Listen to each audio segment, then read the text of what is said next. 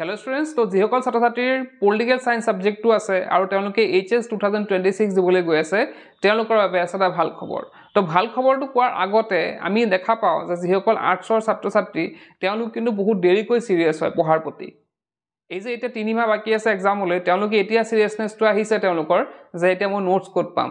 তেওঁলোকে হয়তো স্কুল বা কলেজ গৈছে কিন্তু তেওঁলোকে প্ৰপাৰ নোটছ তেওঁলোকৰ হাতত নাই, তেওঁলোকে নিলিখিলে বা কাৰোবাৰ পৰা নললে।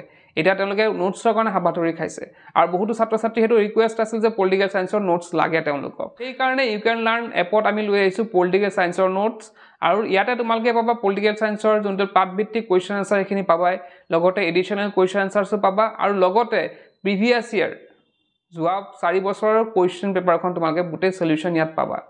যাৰ দ্বাৰা তোমালোকে এটা পলিটিকেল সায়েন্সৰ এটা ভাল এটা প্ৰিপাৰেচন চলাব পাৰিবা। তোমালোকৰ মানে যোনখিনি চিন্তা আছিল নোটছ লৈ পেলাই সেইখিনি চিন্তা আৰু এইখিনি পোৱাৰ পিছত তোমালোকৰ নাথাকিব। তো এতিয়া তোমালোকে আমাৰ এপত যাব পাৰা, মই এপৰ লিংকটো ডেসক্ৰিপচনত দি দিছো, তাত গৈ তোমালোকে এতিয়া বাই কৰি তোমালোকে পঢ়া-শুনা ষ্টাৰ্ট কৰিব পাৰা। আশা কৰিছো এই কোৰ্সটোৱে তোমালোকক এটা ভাল প্ৰিপাৰেচন কৰাত সহায় কৰিব। তেন্তে এতিয়াই যোৱা আৰু বাই কৰা। তেন্তে আজি ভিডিঅ'টো শেষ কৰি কি পঢ়িছিলা?